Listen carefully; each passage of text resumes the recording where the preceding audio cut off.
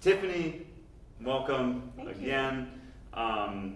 Yeah, so actually Tiffany and Joey were my first ever guests on the podcast as a duo together, and it's nice to have you back. Thank you. Yeah. Thanks for talking with us. Of course. I like talking to you about your music because your music is fascinating and glacial and wide, and I expect no less from here. I see right off the bat there are 4 staves for 2 instruments. What's up with that? Well, this is just I should say the name of the like a piece. practical thing for Hannah and Maya because the strings have been retuned, and so then they can see the line that as they'll play it, and also the line as they'll hear the sounds, so they can refer to it. Gotcha. That's okay. That makes sense. Yeah, I think I missed the page that says that your instruments are detuned. It's very large. But you know, it's notes, and so I just get past it. I was like, God, is this? I'm not doing it. Paper scores. That's why I use paper. It's so dramatic. You should try it sometime. So, have you ever had to detune your instruments? Yes, many times. That's common. Just new to me. An interesting one. I feel like my G. This one tunes my G down a half step to an F sharp, and that happens quite often. But it's not so often that my D string, which is my 3rd string, gets tuned down to a C. So that's been, for some reason, that just doesn't happen very often. It's usually some other note, but not often is it a C. So it does make it sound like the actual instrument sounds different. Yeah. It's always What's that kind of reacclimation like? It's not too much like with, fingering wise, it's whatever, it's, because you can just hear everything. But I think it's more that it's like it widens it quite a bit. Like you can feel that the instrument loosens so much by tuning it down a whole step. Especially in the summer when it's already starting to feel like a little loose, and it just then feels looser. Because there's so much pressure put on our instruments by tuning them the way that we tune them. And even when you just detune it a little bit, you can feel the expansion. Yeah, just like Baroque pitch and everything. It's like, well, those are different, completely different. Just slutty there. Yeah. Well, and then talk about what we were talking about before of how the instrument gesturing with my mind now. The instruments have that now space and then pull apart from each other. There's that space. This kind of convolutes that, I imagine, quite a bit. Well, I now invade Hannah's space, right? Because she has a C string, and and she keeps her C string for this. So I'm an octave higher, but it feels like in her realm, even though it's only a little bit lower, it still feels like somehow like viola-ish. The tone of it. Yeah. You're here. Yeah, we should talk about your piece. So Tiffany, you always have such fascinating. One of the things that fascinates me about your work is the clarity of the source material that you work with. And watch, now you're going to be like, there is no source material for this one, but it's always fascinating. There's just such clarity. You just have this really encompassing kind of narrative to a lot of the pieces that I've experienced of yours. What is there something with this one too? Beatrice is the name of the piece. Yeah, it's the first. So I have written a lot. What I think you're referring to is that I've written a lot of these they're modular large form pieces where each movement fits into a much larger whole. And this is also modular, but it's not modular in that way. Each of these, there are pieces that will fit together on top of one another and lock together to make a big orchestral piece. So this is the first module. Oh, that's cool. And the source is, We need a podcast for every concert. We learn so much more. Right? Well, I don't actually like to talk about that aspect of these pieces very much because I definitely think about them I mean, not until the end, because I definitely think of them as a thing that can exist totally on its own. And I think sometimes it could be easy to think like, oh, this is like part 1 of 5 or something like that, instead of thinking this is a thing. But this piece is the orchestral piece is called the Divine Comedy of Beatrice Portinati. So this is about Beatrice. Who is Beatrice? She is the love interest of Dante Alighieri's in the Divine Comedy, and he wrote, obviously he wrote about her in the Divine Comedy, but also in La Vita Nuova, and a lot of his anything where he writes love anything, it's about Beatrice. Beatrice.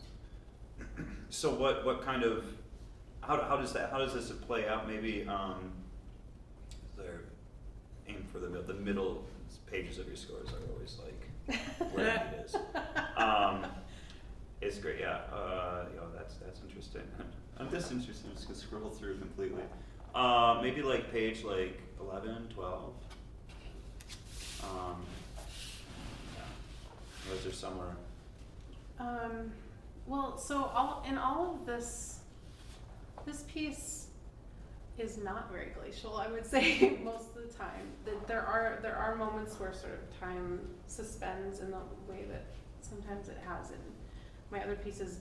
But I think in those pieces, I'm really interested in dilating all of time so that you have to sort of exist in a different kind of time span. In this piece, that's not really happening in the same way. If anything, maybe it's shrinking things. And so I definitely did think of Maya and Hannah as creating a super instrument together, and everything is very entwined. They are one instrument with this breadth. Definitely, when we think about range, and then this intertwining that Maya kind of talked a little bit about, I thought it was really important that they both have a C string, and I wanted to darken the sound of the violin so that it melds more with the viola, but also the viola spends a lot of time in its high register and acts like a violin a lot of the time. So there's a lot of just and things that are just out of phase with one another. There's a lot of other little things too, but I was thinking about sort of this. I could talk a long time about why this piece is about Beatrice, like the big piece, but that's maybe another conversation. But she is the guide for this piece, and so this piece that they're playing, she is. She has little flashes of insight, and she's supernatural, and there's lots of little things that are kind of wrapped up in it. I don't know if I'm explaining anything helpful. No, but yeah, you can see.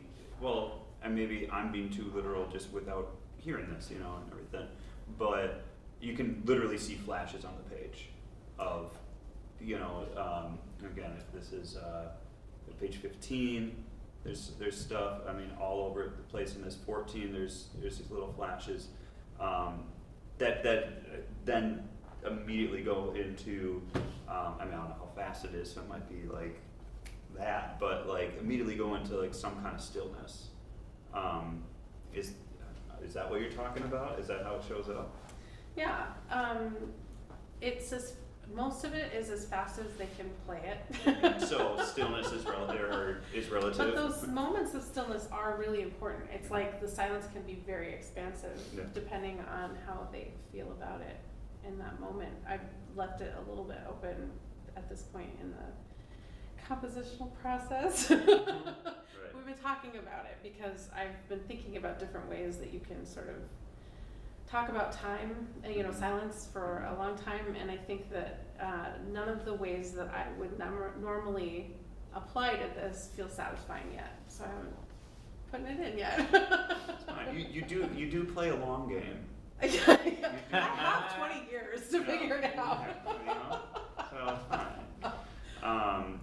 Yeah, so, but okay, so I know there's a whole, thesis on like Beatrice, this is about Beatrice and everything, but, what about giving the 2 sentences? about why Beatrice? Yeah.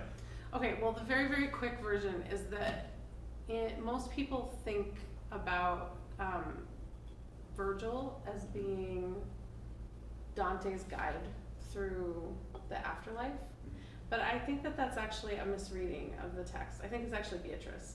Beatrice is actually the reason he's striving toward Paradiso to obey Beatrice, to adore Beatrice. She's constantly checking in on him, making sure people are taking care of him, and she doesn't actually appear very often throughout the Divine Comedy, but when she does, it's a big momentous thing. And I think that I think the text should be reframed that way. Mm-hmm. That's how and so I'm doing that in this piece. I'm sort of rethinking the whole narrative. That's cool. Yeah, see, narrative. That's what I get from your music, regardless of if there's text or anything like that. I know that there's like a literal story. Yeah. In your brain. But not it's not exactly programmatic. Right. You're not like making the story, but. Yeah, well, this is a thing actually that sometime we should talk about, because as a vocalist, I feel like I can't get away from my relationship to melody or to text. And so I've spent my whole compositional life wrestling with those 2 parameters. Yeah. And so even if the text is not spoken or sung, or there's some sort of text that I'm dealing with always. Yeah. May I suggest metal vocals? Yeah. Just do that, because then you actually, I can just use a fall back little on bit of that in my low bang piece. Oh, fantastic. Yeah. And you should sing it. In fact, we have plans. We have plans. You heard it here, folks. I'm Krampus, and I'm gonna do a piece that somebody else did already. 2, number 2. 2. Performance 2 is Performance 2 is better than 1. Yeah. Right. Yeah. Okay, so yeah, and I always love these, the 3/4, 3 plus 3, 3/16, like just a little. It's like we need one more now. Like we need just a little blip. So this is great. This has been a fantastic marathon of getting to know these pieces just a little bit before the concerts this weekend. This is obviously going to be just such an eclectic grouping of sounds. Again, like you said, like this, like if you think that violins are like string instruments, I say violins to mean string instruments apparently. Violins and violas, string instruments in general, are for melody alone. Then come to the show to learn something. Proven wrong. Proven wrong. There is a whole resonant spectral cacophony that can come out of these beautiful pieces of wood. And yeah, I can't wait for it. Great. Yeah, It's gonna be great. It's music, everybody. In case you were wondering. In case you were wondering. It's never a question. It's an emphatic statement. It's this music. I don't know how to end this. Bye, everybody. Thanks for having Goodbye, us. of course. Very happy.